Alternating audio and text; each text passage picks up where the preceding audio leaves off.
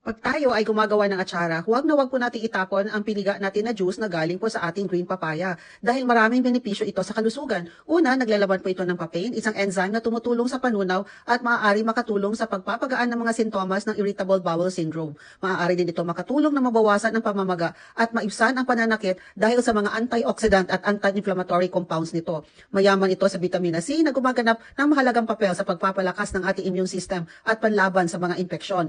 Ang mga antioxidant at flavonoids ay maaari makatulong na maproteksyonan laban sa paglaki at pag-unlad ng selula ng cancer. Maaari ito makatulong sa pagbaba ng presyon ng dugo at antas ng kolesterol, binabawasan ang panganib ng sakit ng puso. Ginagamit upang gamutin ang mga bulate, maaari makatulong na maibsan ang dysmenorrhea, bloating at iba pang simptomas na nauugnay sa premenstrual syndrome. Isang magandang source ng mahalagang bitamina at mineral tulad ng potassium, magnesium at vitamina A. Ginagawa ko din itong panghilamos para itaguyod ang kalusugan ng balat at maiwasan ang maagang pangungulubot.